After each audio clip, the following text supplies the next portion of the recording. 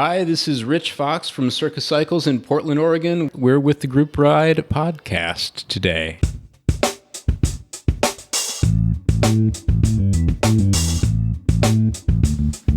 Welcome to episode 17 of the Group Ride podcast. This is a podcast for cycling in the Pacific Northwest and beyond. I'm your host, Wes Salmon, and today on the show we take a road trip to Portland for the first of two Portland-based interviews over the next two episodes. First, I meet with the bike builder Rich Fox of Circa Cycles, who builds bikes that can truly be considered one-of-a-kind works of art. And then I announce the fourth of 5 winners of our iBike PNW giveaway, where you can win weekend passes to the Gigantic Bicycle Festival later this year by showing off your Pacific Northwest cycling photos on Twitter and Instagram. Clip in, riders, the Group Ride podcast is rolling out.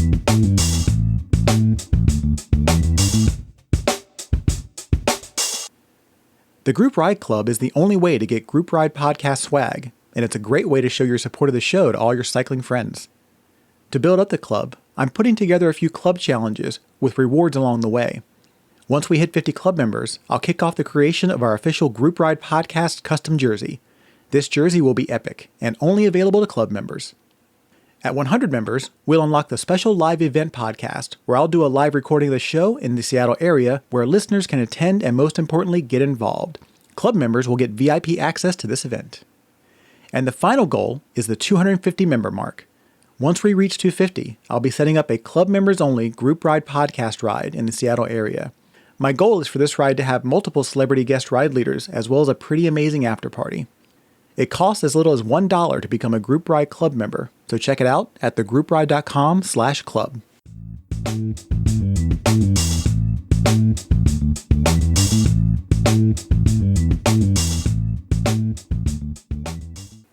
On episode 5 of the Group Ride podcast, Summer and I visited the Seattle Bike Show, and I interviewed a number of great Pacific Northwest cycling companies. One that stood out for us was Circa Cycles. Rich Fox told us a brief story about an amazingly inspiring bike he had built for one of his customers, and I knew I needed to take a road trip to get the full scoop. We caught up with Rich last week in his Portland studio, and once we got over the shock of his blazing pink socks, we sat down to talk about building bikes, and sometimes building a whole lot more. I am here in Portland, Oregon, at the studios of Circa Cycles, talking to Rich Fox. So Rich, welcome to the show. Thanks, nice to be here. My first question for you is, how did you get involved in cycling? What is your cycling heritage? Well, I've been riding since I was a little kid. Started riding, obsessing over bicycles back over 30 years ago at this point. I was one of those weird kids in, we're in Portland, Oregon now, but I grew up in Scotch Plains, New Jersey at exit 135. And I fell in with a bunch of dudes that somehow felt it was the right thing to do, was to go off and terrify our parents and ride off into the hills and vales of New Jersey for hours and hours on end. Yeah. Was this BMX biking, or was this mountain biking, or was this whatever? We were road guys. We were road guys back at the time. So we were these weird kids, like geeked out with helmets and spandex, and nobody liked us around. So before you got into building bikes, what did you do as a profession? Have you always built bikes? Are you trained classically to build bikes? What is your story before you started building bikes? Pretty far from building bikes, actually. So I have a really weird background in cognitive science and design strategy, which is cognitive science is how brains work. And then design strategy is how to design things in a meaningful fashion, designing with purpose, essentially. So I came at this from a really, really weird angle, ultimately.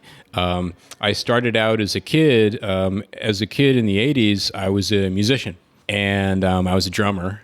And I was obsessed at the time with the fact that there was all this interesting technology that was coming online that could make music really in a really productive and interesting way, but the music was terrible.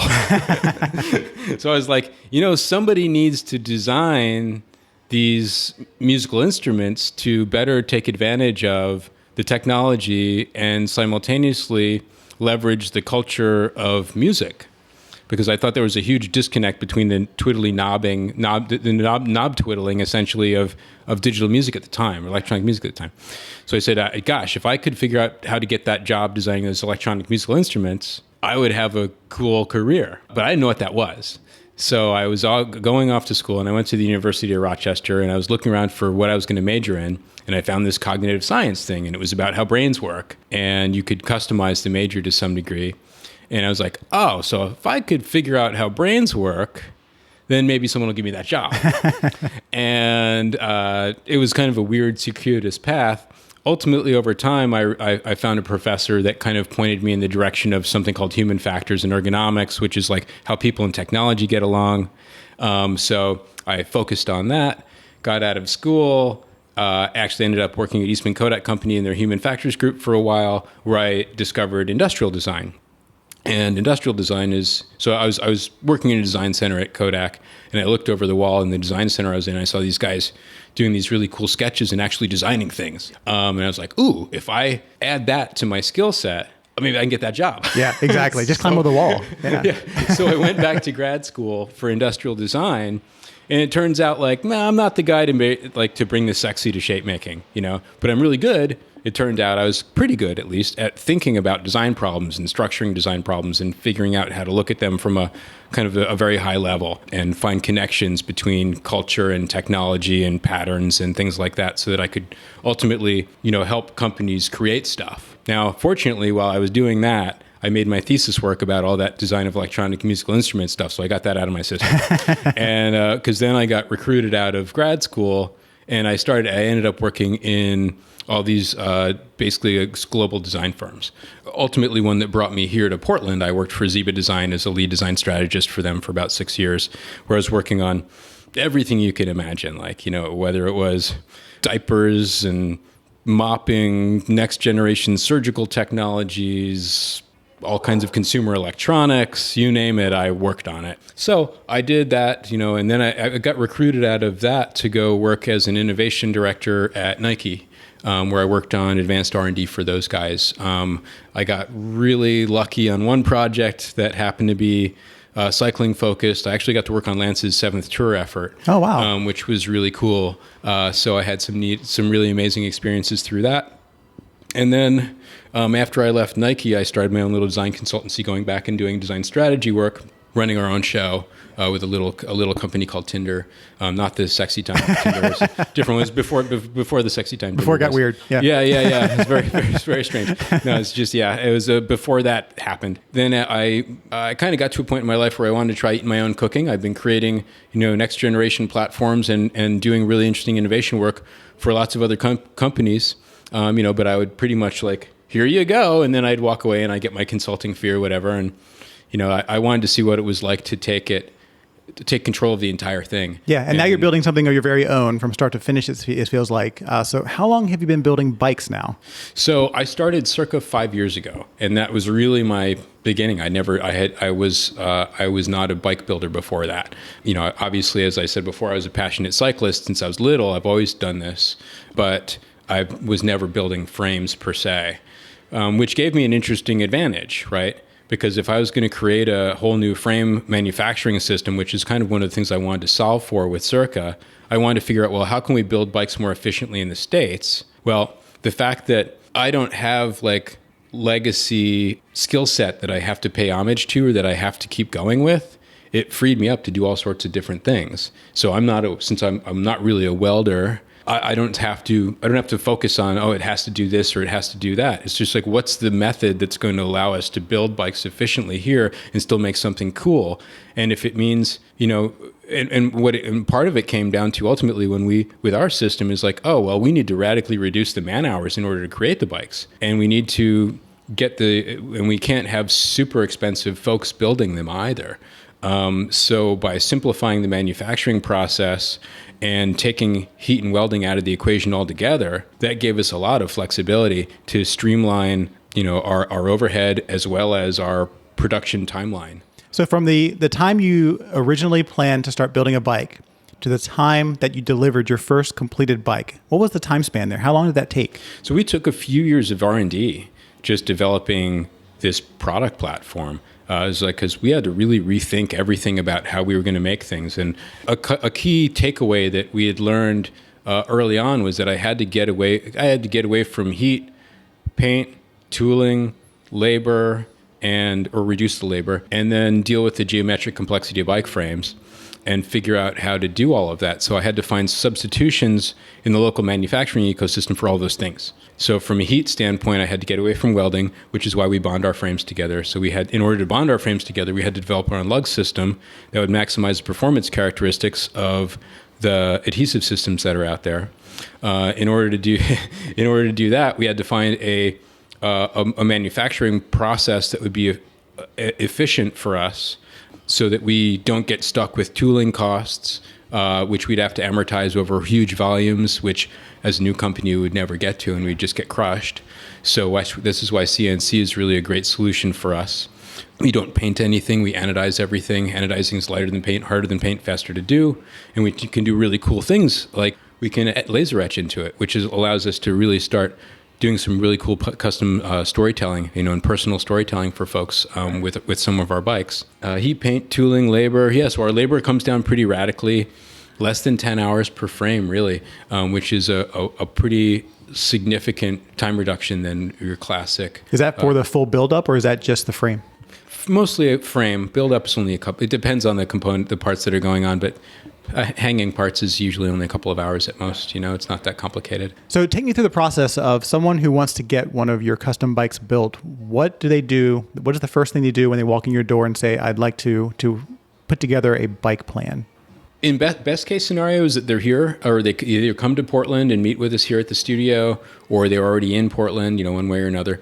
And we sit down, talk about what they want to do. What's the bike for?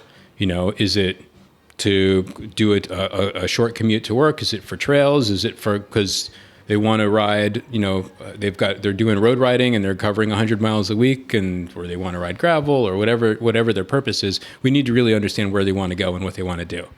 Once we get a good understanding of that, we typically have our fitter get measurements so that we make sure that we're actually designing the right bike for them, so it's going to fit properly. Once we all get aligned on that, I end up going off and we talk about the aesthetics, of course, and component choice and budget, etc. Once we get through that, I create, usually we break up, we split off, and I go off and I'll create a digital sketch of what I think the bike is. So we're all talking about the same, we're on the same page. I'll also create a detailed estimate, which I'll send out, and we may go through some iterations to make sure, you know what? That color over there, could you change that? Or could we modify this in the graphics? Or, gee, that's less expensive. I'd like to spend more money. And Those are the best customers. That happens all the time. It's very common. So then once we get the budget kind of nailed down and all the other choices, aesthetic choices and functional choices, I create an estimate, ship it off to them, and we take a commencement deposit. Once the commencement deposit's in hand, we get rolling on actual production. And what's cool about the efficiency aspect of what I talked about before in cutting the man hours for building means that I can usually turn around a custom project really quick compared to most folks. So I tell people, in most cases, about 4 weeks. That's not bad at all. Custom build. Yeah. And I oftentimes can beat that pretty significantly. Now, if there's a super amount of there's a lot of custom work to be done, a lot of custom geometry or a lot of custom art, that can affect timeline and could push things out a little bit. It just depends what has to happen. Speaking of custom art, that's one of the key draws of the bikes that you guys have. I remember seeing you at the Seattle Bike Show, and I was instantly drawn to what you were doing. Tell me a little bit about some of the stories that you have around people and their interesting art requests and what they use that art for. Sure. So one of the first custom art projects we did, we were just bringing online the ability to laser etch graphics into our frames. We said, okay, well, that means we can do all kinds of neat things, that we can personalize things quite a bit, can't we? Oh, yeah, we could. One of the first customers that we explored that with, ultimately he was going to carry a couple of his children to school. So he was going to make it into a long tail. He was going to put an extra cycle on there, and we were going to stretch it out. And he had asked if I could laser etch a snippet of Walt Whitman's Leaves of Grass, which that particular section happened to focus on parenthood and childhood, and it was just really kind of a nice touching thing. And we said, okay, well, that sounds great. And we just took the text and we typeset it in a nice fashion. Actually, in this case, one of his graphic designer friends laid it out. I said, okay, well, let's put it on the top tube at the rider's eye view so they can get a nice, so they can, every time they're on the bike, that's art for them. It's personal, right? So that was the first one, and loved it. And then I put some images up on the web, which led us to definitely got people's attention. And we had somebody come in a few months after that, or someone who contacted us, and I got a somewhat enigmatic email that said, I'm facing some challenges and I'm processing some things, and I'd like you to build me a bike.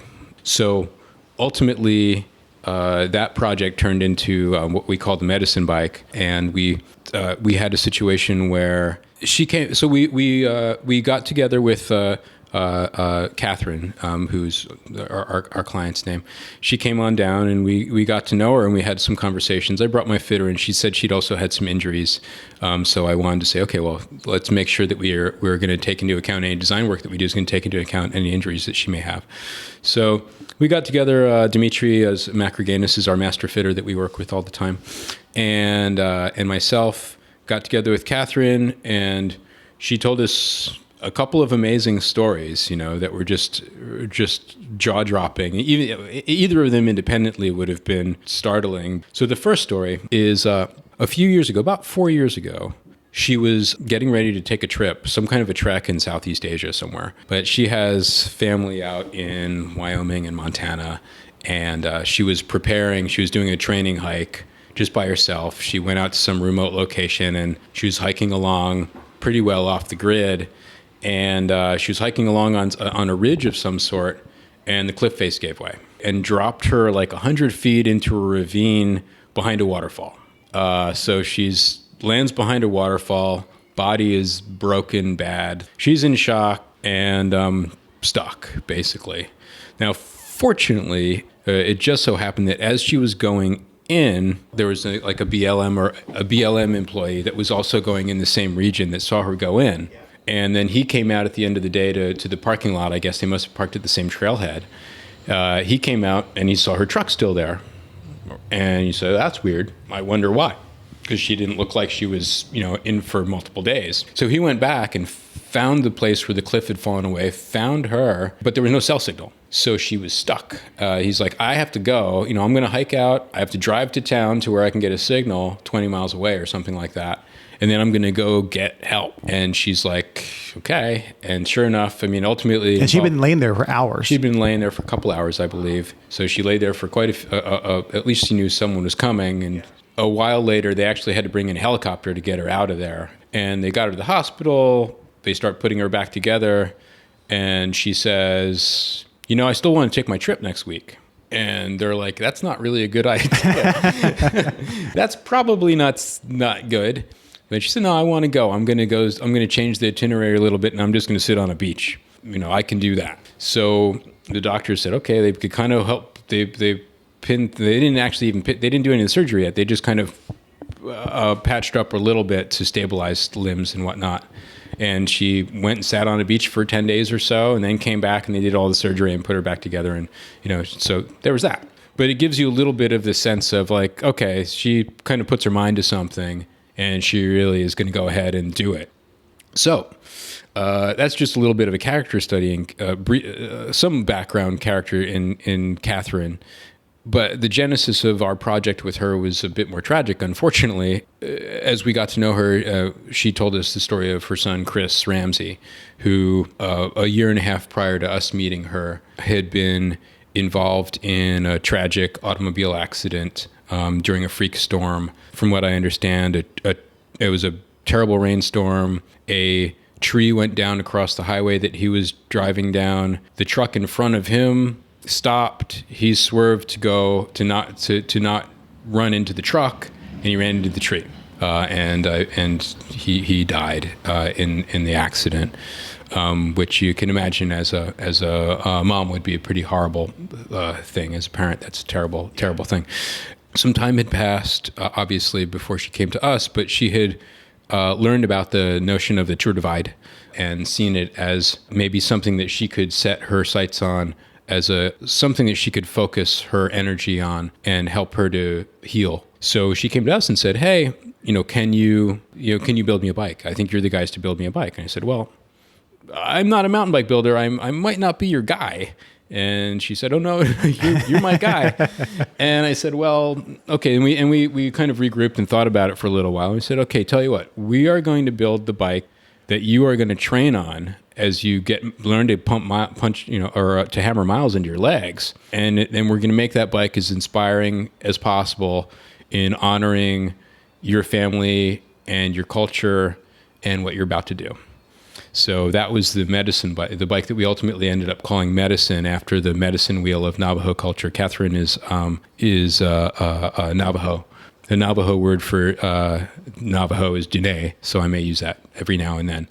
So ultimately, we started to do a deep dive on getting to understand Catherine, her family, her culture, and we developed a visual language that would help to tell the story of that. So we developed iconography based on Navajo symbols and her family. Like she brought in pictures of her other two sons are real cowboys out in Wyoming. Each of them has even like a very distinctive, they have their own cattle brands. Their cattle brands for each of them are incorporated into the art. They have their own cowboy hat shapes. Like one is more of a Spanish style, one is more of a classic style. We created unique iconography for their hats and for every aspect of this thing. We created well, the term medicine comes from the medicine wheel, which is another thing that we had to learn a little bit about. It's kind of a spiritual map of Navajo philosophy.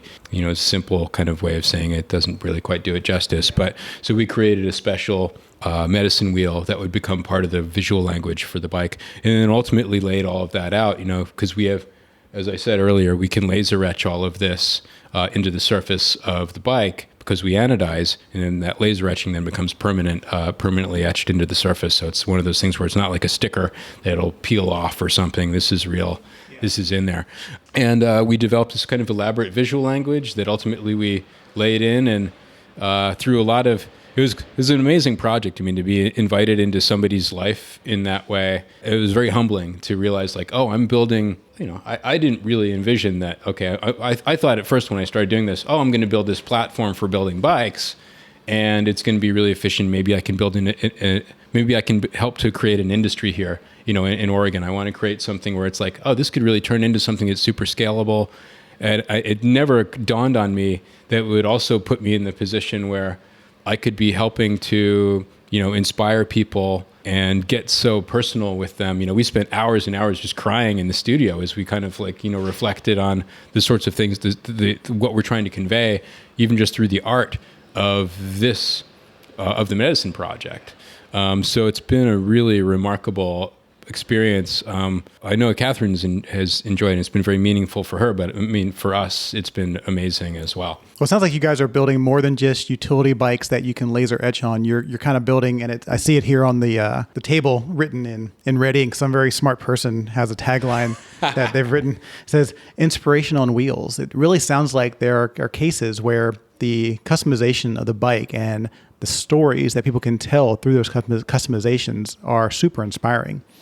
Yeah, and that's a wonderful avenue for us to be able to go down. It's, other people that have seen our work and have talked to us about it, they say it's like getting a tattoo, where it's telling us, it's a tattoo, but it's for your bike, because so many people, I'm not personally a tattoo person, but I have lots of friends that are, and, I understand the culture of it. Every mark is very personal and meaningful, and we can do the same thing, but we do it applied to this kind of funny two-wheeled conveyance that we build, right? Right. Yeah. So going back to how the bikes are built, there's no welding, there's no painting. One of the things I wonder about is the bonding. Mm-hmm. I recall at the Seattle Bike Show, you mentioned you guys used aircraft-grade bonding agents to keep the lugs and the pipes together. Yeah, we use an aerospace-grade structural adhesive to assemble the frames. So that's our substitution for heat and welding. And how does that differ from a ride perspective for someone who's used to riding a normal aluminum bike that's just normally welded? Is there a difference in feel, or is it just like riding a normal aluminum bike? I think it's more or less like riding a normal aluminum bike. They're super, super quiet. They're really smooth. I mean, part of it is just a question of tuning, both from a geometry standpoint and a tube wall thickness and a tube diameter thickness. It's those are other parameters that other levers that you can pull when you're designing, right? Yeah. So you balance all of those things out, and you can make it feel, however you'd like, really. But yeah, they feel great. They're super. Our standard platform, because of our crazy super CNC'd bottom bracket, lots of stiffness and efficiency in the bottom in the from a power transmission standpoint. But then because the geometry is a little bit more lax, it's kind of more of a sport geometry, and then we pair that with a carbon fork. They're just really nice. They're good climbers. They're good all-day bikes. Yeah, they're pretty versatile. I don't think the manufacturing process really definitely doesn't detract from the ride in any way. Yeah, and the lugs look really cool too, especially when you can do different colors. That's really awesome. You mentioned earlier on that you guys built a cargo bike for someone to carry their kids on. Was it a longer bike, or was it a normal size bike that just happened to have the ability to carry more gear? So in that case, what we did was we took one of our stock sport geometries, something relatively straightforward, and we just took an extra cycle, which is an accessory that you can bolt on. It's a bolt-on accessory, and what's nice about that is it lengthens out the wheelbase, gives a cargo platform in the back that you can mount all sorts of things to. But then at the same time, if the customer at some point says, "Okay, 5 years from now, I'm not using this to carry my kids because they're riding their own bikes," he can unbolt it. Now he's got his own fast and light, bike for himself to. Does the wheelbase change when you unbolt it, or was the extra cycle, does it hang over the back wheel? The extra cycle basically moves the rear hub back. Okay. So it bolts into the existing rear dropout. Gotcha. Okay. But then it has its own dropout that's maybe a foot behind. It builds out this a long platform. It stretches out the wheelbase because the whole wheel is going to go back about a foot. Yeah. And then it gives you a cargo platform and a cargo mounting system on the side as well. Do you guys have any other requests for other interesting bikes? Like, have you built a tandem? Have you built a tall bike? I mean, we're in Portland. Come on. No. So yes, people ask for some crazy ass stuff, without a doubt. But one of the things because of the way we build and the fact that our lugs are CNC'd, from an efficiency standpoint, we typically want to be buying those lugs at specific angles in some volumes because we're having them made here. So it's not like I can get 100 lugs dirt cheap from China, because we don't do any of that. All of our CNC work happens for everything that holds the frame together. All of that work happens within 45 minutes of Portland. So we're using the services of CNC vendors, within an hour of Portland. So you guys get the raw materials in, and then you actually have all of the work to craft it here in the States. Yeah, everything happens within about an hour of Portland. That's really cool. But if somebody came to you with an unlimited budget, though, and said, "Build me a tall bike," you'd probably build one, right? If they had an unlimited, absolutely. I mean, we typically, yes, we're not going to go too far off of our geometries, because it requires a lot of custom work, and the custom work will get expensive for custom lugs, doing onesie twosies on custom lugs and things like that. We've had some wacky requests. I had someone come to us in the spring. She was representing a baseball team, a local minor league baseball team, and they wanted to build a baseball-shaped chariot that they would ride. The team mascot would ride around on in between innings or something like that. Okay. And shoot T-shirts, I guess, with a gun or something. And I said, "I'm probably not your guy." That's just, it would be nuts. Where it's something like that, where it's like pretty obviously it's an $80,000 chariot. Yeah. At least it's a minor league team. They don't have that kind of cash. Yeah, it ain't gonna happen. So so that kind of thing, we have to kind of say, "Yeah, I'm probably not your person." We're not gonna try to fit a square peg into a round hole. Right. It doesn't make sense. Have you guys considered any other accessories that are aluminum based that you could build, like handlebars or racks or anything like that? Or are you sticking strictly with the frames? That's definitely a nice thing to explore downstream. But right now, we're really trying to focus on our core competency and just keep making these better and better, and adding the functionality that people want from a market standpoint. And that's keeping us plenty busy. We're a relatively small operation. That's enough for us for now. It would be awesome to have a simple, manufacturable thing that we can also pop out. But, everybody wants to have one of those. Yeah. So how many of your customers come from the local area versus how many customers call you and send you measurements online to get a bike built? So right now, I'd say 80% of our customers are local. but we do have a few that have been remote. We're working with somebody right now that we're finishing up. That's this green frame that's hanging on the wall. That one's going out to Brooklyn. And we do have tools for remote communication with folks. And we can do a range. We're pretty flexible on that. So it could be, I have worksheets for measuring body parts and such. Then usually you have to, if you're somewhere far away, it's good to have a friend that can pull a tape measure over you and get some simple measurements off of you, and that'll get us started pretty well. Right. We can also get photographs of folks with their favorite bike and see how they're set up, and see how get a good sense of is there anything unusual about their physiology that we should notice, or about their setups that maybe they hadn't articulated in previous conversations. We can do FaceTimes with folks or Skype with folks. We're pretty versatile. It's not a go online and click through the configurator kind of deal. It's a lot more personal, human touch approach that we take at this point. And if people want to get in touch with you, they can find you on the web at your website, which is www.ridecirca.com, ridecirca.com. And you're also on social media with, I'm assuming, a similar handle? We have all of the social media. We're on the Facebook at Ride Circa. So that's RIDECIRCA. We're on the Instagram as Circa Cycles, CIRCACYCLES. And we're on the Twitter also as Circa Cycles. And those are kind of our primary socials right now. So not on MySpace anymore. You're done with MySpace. Yeah, we skipped out on MySpace. Good call. Yeah. Smart move. Well, thanks so much, Rich, for being on the show. This has been very enlightening. I really enjoyed talking to you at the Seattle Bike Show, and coming down to Portland and seeing your studio and talking with you more in detail about the stuff you do is really awesome. I'm really excited for you guys to continue building amazing looking bikes, and I'm thinking about a green one, quite honestly. Awesome. I love it. It's a pleasure. It's great to see you again. Thanks for coming.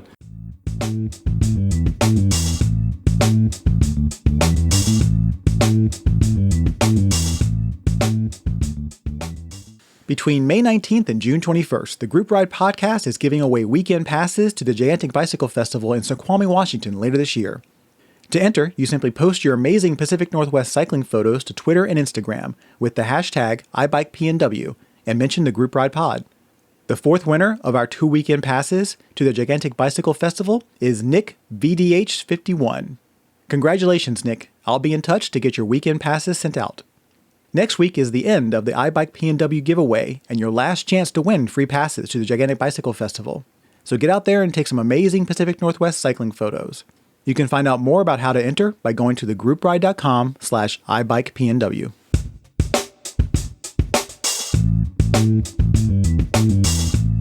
Thanks for listening to episode 17 of the Group Ride Podcast. To send me feedback about the show, ask a question, or request that I cover a specific topic, contact me on Twitter and Instagram at the Group Ride Pod and on Facebook at the Group Ride Podcast. Make sure you join the Group Ride Podcast Club to get some great podcast gear and get us one member closer to unlocking the custom Group Ride Podcast jersey. You can sign up at thegroupride.com/club. I'm your host, Wes Salmon. See you on the next Group Ride.